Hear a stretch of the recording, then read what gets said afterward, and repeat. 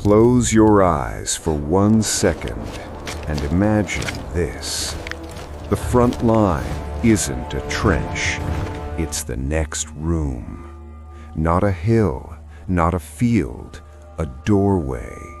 One thin wall between you and someone listening for your breathing. In Stalingrad, the city stopped behaving like a city. Streets, bush. The Germans gave this fighting a name, Rattenkrieg, the War of Rats. And once you understand what that word really meant, you'll feel the city closing in. But why did this single city become so unavoidable in the first place? Stalingrad sat on the Volga River, a lifeline for transport and industry. Control the river and you squeeze supplies, fuel, reinforcements. In 1942, the German advance pushed east, chasing resources and a decisive collapse. The city became a symbol both sides refused to surrender. But here's the twist. When you try to take a city like Stalingrad, you don't just fight an army, you fight geometry. Angles, corridors, cover, shadows. And the closer both sides got, the more the land itself began to funnel them. So what happens when an entire front is forced into one burning pinpoint? On a map, everything looks clean, controlled, and intense. But on the ground, distance is an illusion. Roads and rail lines fed men and machines into one place. A funnel doesn't only pull you forward, it traps you in predictable routes. It punishes supply failure. It rewards whoever holds the choke points. Stalingrad wasn't just a battlefield. By geography alone, it was a machine built to consume armies. And before the War of Rats even began, the city had to be broken. Before the War of Rats, the city had to be turned into something unrecognizable. Bombing and artillery didn't just destroy buildings, they destroyed orientation. A street sign meant nothing if the street wasn't there anymore. And rubble does something terrifying. It creates 1,000 hiding places, 1,000 angles, 1,000 ways to be shot by someone you never saw. This is where the battlefield shrinks, from kilometers to meters, from front lines to corners. And once war becomes a fight for corners, it becomes personal. Rattenkrieg wasn't a clever term. It was a confession. It meant fighting like you're trapped inside a collapsing maze, where you don't see the enemy at 50 meters, you sense them at 5. In Stalingrad, stairwells mattered more than streets. Basements mattered more than plazas. A single room could be the front line. Here's the nightmare part. Sometimes both sides were inside the same building, not floors apart, sometimes separated by one wall. So ask yourself, how do you fight a war where the map is your memory and the enemy might be breathing on the other side of the plaster? Urban combat rewrites the rules of what matters. Long range, not always. When the enemy is 10 steps away, what matters is speed and surprise. Submachine guns for corridors, rifles for windows and long sight lines across courtyards, grenades for corners you can't see, and winter gear, heavy coats, padded jackets, scarves, not for comfort, but to keep fingers working. But the most important tool in Stalingrad wasn't metal, it was attention. Because here, danger often arrived as sound before sight. A boot on brick, a breath, a scrape, and then silence. You didn't advance in Stalingrad. You cleared. A doorway, a corner, a stair landing, then another room. Hallways were kill zones. Open courtyards were death sentences unless covered. Walls weren't barriers, they were options. Sometimes you avoided a hallway by breaking through a wall instead. And every decision was made under pressure in seconds. Do you rush? Do you wait? Do you throw a grenade? Do you fall back?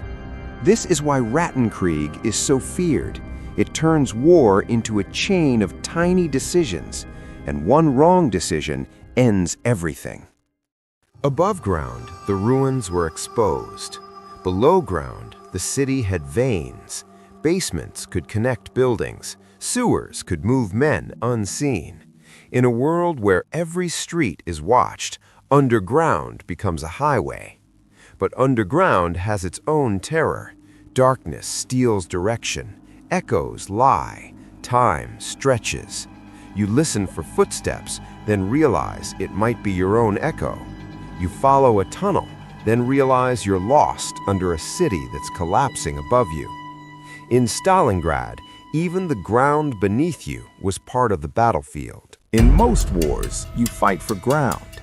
In Stalingrad, you fought for structures. A good building controlled approaches like a machine gun's field of view. Defenders turned windows into firing poles. Rooms became layers, cover behind cover behind cover. And strong points mattered because losing one didn't just lose space, it changed the maze. It opened new routes for the enemy. It exposed your flanks inside the city. This is the hidden lesson of Stalingrad. Urban war isn't only about firepower, it's about how ruins reshape movement. Now add one more factor, the fear of standing up. Snipers didn't only kill, they controlled behavior. They froze courtyards, pinned routes, forced men to crawl. In rubble cities, 1 second in the wrong window can be fatal. So soldiers learned a new habit. Move in bursts, hug walls, avoid silhouettes, watch reflections. And that's the psychological side. You stop trusting daylight. You stop trusting stillness, because stillness can be a sniper waiting. In Stalingrad, even safe moments were traps disguised as quiet. Not everyone in Stalingrad wore a uniform. Civilians hid in cellars, searching for warmth, water, and anything edible. Smoke meant heat, but also attention. A single cooking fire could reveal a shelter. Survival wasn't dramatic. It was carrying buckets through ruins. It was splitting crumbs. It was enduring impact sounds that never truly stopped. And here is the cruel truth. In a city where rooms are contested, even hiding becomes dangerous, because the building you're hiding in might become the next battlefield. The Volga was more than a river. It was a lifeline and a risk line. Supplies and reinforcements crossed under fire, often at night, using smoke and darkness as cover. If the crossing failed, defenders didn't just lose ammunition, they lost the ability to hold the next building, the next corner, the next hour. And when ice forms, the river doesn't become safe, it becomes exposed. Movement leaves tracks, crossing becomes visible. So the Volga wasn't just geography, it was the beating heart that kept the city alive, and every beat came with danger. While the city consumed men room by room, something larger was forming outside. In November 1942, Soviet forces struck the flanks, not the strongest point, but the vulnerable edges. This is the kind of move that changes everything. The battle stops being only about streets and buildings and becomes about encirclement. And in winter, encirclement turns time into an enemy. Fuel shrinks, food shrinks, ammunition shrinks, and every day inside the pocket becomes colder and more desperate. The maze is still there, but now there's no exit. Encirclement turns survival into arithmetic. How much fuel, how much food, how many bullets, how much warmth can you steal from a ruined room? Positions chosen for tactics become positions chosen for shelter. Men search for walls that block wind, basements that won't collapse, corners that aren't exposed. And something else happens. Silence becomes heavy. because silence means waiting, and waiting means time running out. This is where Stalingrad stops being a battle and becomes a slow, freezing collapse. Rottenkrieg wasn't one dramatic moment. It was a grinding collapse of plans, buildings, and human limits. It proved modern war could become fear in a hallway, survival in a basement, and decisions made in seconds that decide life or death.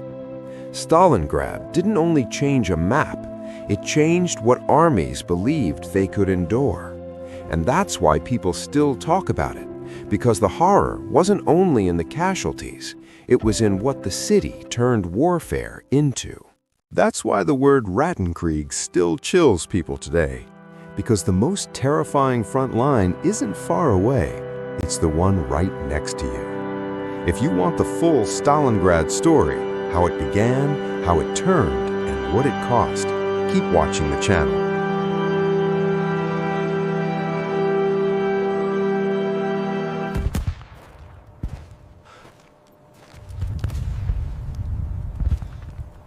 By the end of 1914, this war was never meant to look like this.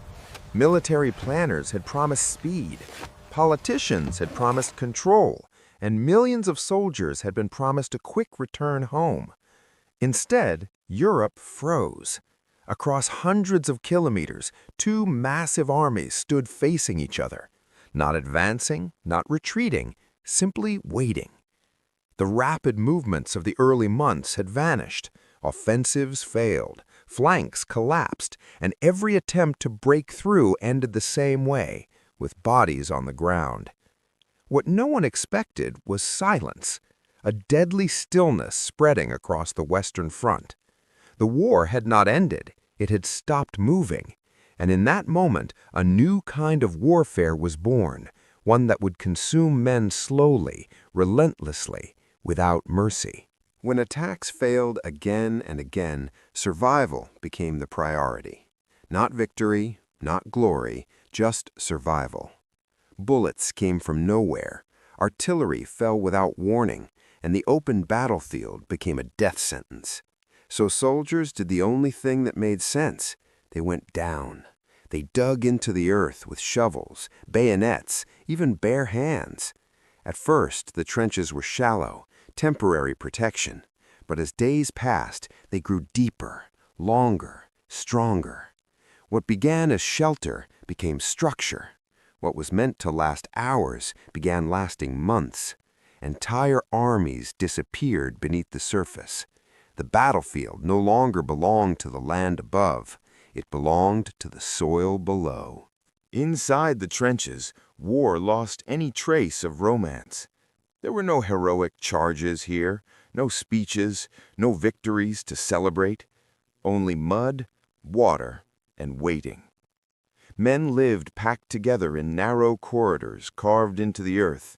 They slept standing up. They ate whatever could be delivered. They breathed damp air thick with rot. Rats moved freely, feeding on the dead. Disease spread quietly from man to man.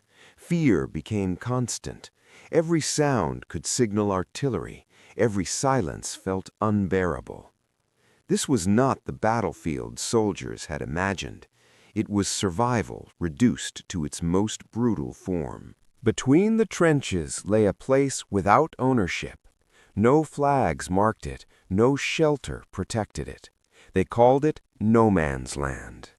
Once fields and farms, it became a wasteland of mud and wire. Every meter was observed, every movement answered with gunfire. Shells tore the ground apart until nothing remained alive. Bodies lay where they fell, unreachable, unmourned. To step into no man's land was to accept uncertainty, to accept that survival depended on luck alone. It was the most dangerous ground on earth. Despite the reality on the ground, orders kept coming. Commanders still believed in attack. They believed discipline could overcome machine guns. They believed courage could outrun bullets. Whistles blew. Men climbed out of the trenches and moved forward, slowly, openly, directly into fire. Machine guns did not hesitate. Artillery did not miss. Entire units vanished in minutes. The ground absorbed them without memory. To advance was not bravery, it was arithmetic, and the numbers always favored death. Before this war, no army truly understood what a machine gun could do. They were seen as support weapons, defensive tools, something secondary. That illusion ended in the trenches. A single machine gun crew could stop hundreds of men, not slowly, not gradually, in seconds. Attack formations designed for earlier wars collapsed instantly. Lines disappeared. Officers fell first. Momentum died before it could begin. What once required courage and numbers now required something armies did not yet possess, a way to survive modern firepower. The battlefield had changed, the tactics had not, and men paid the price.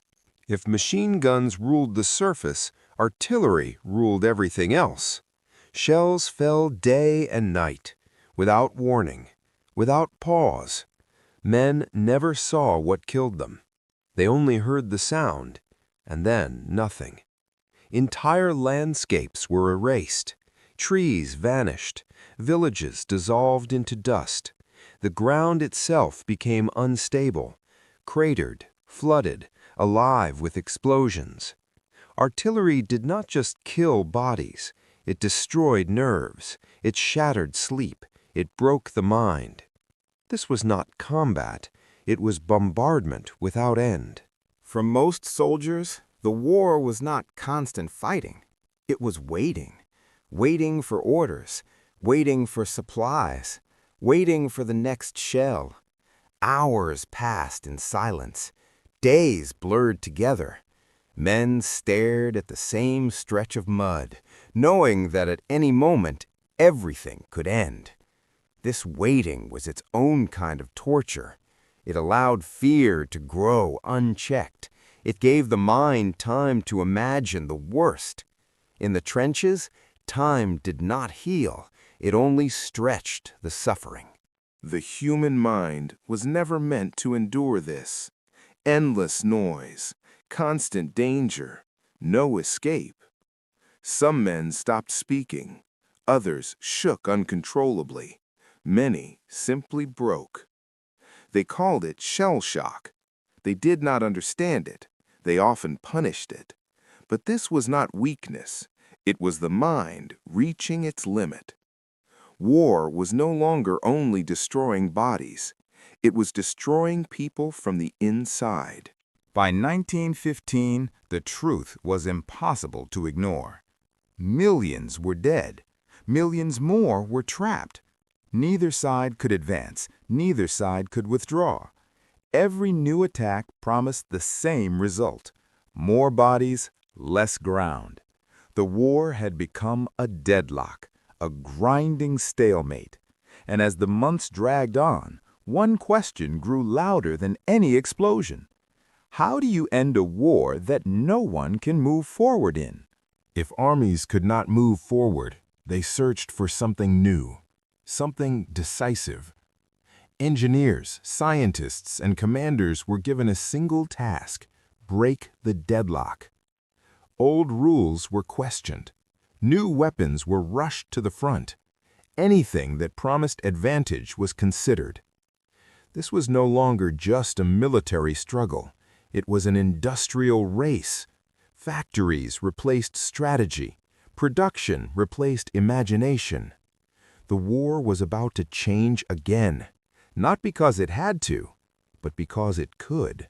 Science had always supported war. Now it led it.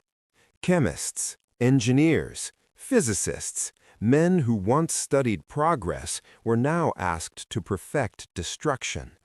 Laboratories turned into weapons workshops. Formulas became tools of death. Distance no longer mattered. Accuracy mattered less. Volume mattered most. For the first time, modern science was fully mobilized, not to save lives, but to end them faster. The battlefield was becoming experimental, and the soldiers were the test subjects. The weapons changed faster than the men who used them. New tools arrived at the front with little explanation and no preparation. Soldiers trained for rifles now faced firestorms of steel. Instructions were brief, mistakes were fatal. What once required skill and courage now demanded endurance and luck. The gap between technology and training widened, and the men in the trenches stood in between. Before gas came fear of the unknown. Rumors spread faster than orders. Strange smells, burning eyes, invisible threats. Men whispered about new weapons that could crawl across the battlefield. No one knew when it would arrive or how to stop it. The air itself began to feel dangerous, and soldiers waited, knowing that something worse was coming. By the middle of the war, the battlefield stood on a threshold. Everything old had failed. Everything new was untested. Commanders searched for a breakthrough. Soldiers sensed disaster. What was about to be unleashed would change warfare forever. Not with noise, but with silence. The next chapter of this war would not arrive with explosions. It would arrive on the wind. When the gas finally came, it did not announce itself with explosions. There was no warning shot, no thunder, only a strange cloud moving slowly across the battlefield. At first, some soldiers thought it was smoke. Others believed it was harmless. They were wrong. The gas crept into trenches, hugging the ground, slipping into lungs and eyes. Men began to cough, then choke, then panic. War had found a new weapon, one that attacked the body from the inside. The first reaction was confusion. The second was terror. Men clawed at their throats, desperate for air that no longer helped them. Orders vanished in the chaos. Discipline collapsed. Some tried to run. Others froze where they stood. There was no enemy to shoot, no direction to charge. The battlefield dissolved into instinct. Fight, flee, or suffocate. For the first time, nature itself had become the weapon. Survival demanded adaptation. Cloth soaked in urine, improvised masks, desperate measures. Soon, proper gas masks arrived, awkward, heavy, terrifying in their own way. Breathing became mechanical, vision narrowed. The face of the soldier disappeared behind rubber and glass. To survive, men had to become something else, something less human. Gas did not replace bullets or shells. It joined them. The battlefield became layered with threats, seen and unseen. Survival now depended on timing, on equipment, on luck. A soldier could do everything right and still die choking in a trench. The war had crossed a line. From this point on, there were no limits left to test. Perhaps the most disturbing change was not the weapon itself, it was how quickly men adapted. Gas attacks became routine, masks were checked like rifles, fear became procedural. What once caused panic became another line in orders. The extraordinary turned ordinary. And as soldiers adjusted to breathing through rubber, the war continued, just as brutal, just as endless. Fatigue became universal. Not the kind cured by sleep, but a deeper exhaustion that settled into bones and minds. Men grew older in months, faces hardened, eyes dulled. Every movement required effort. Every day felt longer than the last. Even fear grew tired.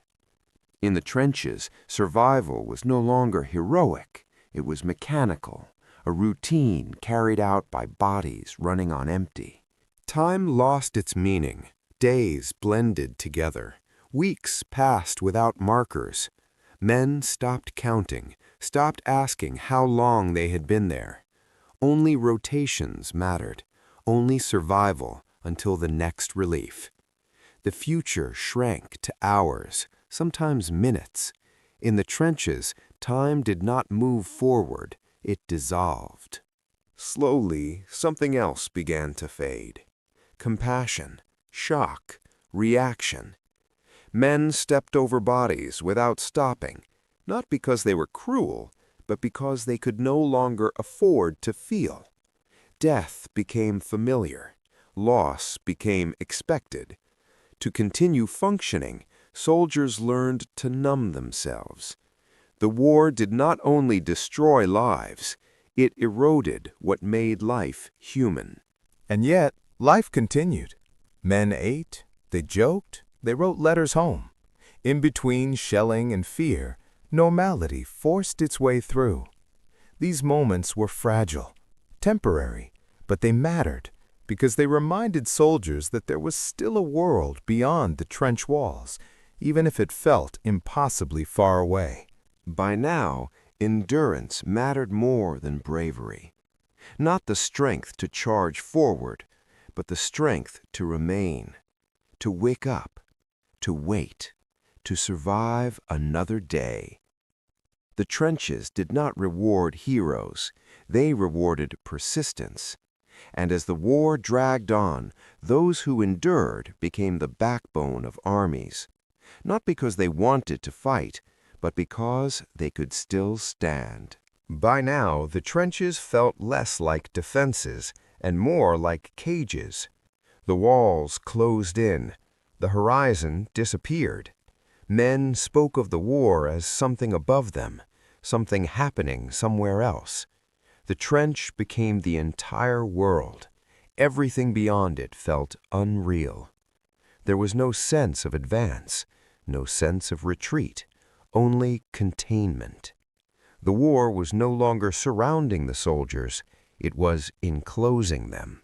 Leaving the front did not mean escaping the war. Those sent to the rear carried it with them,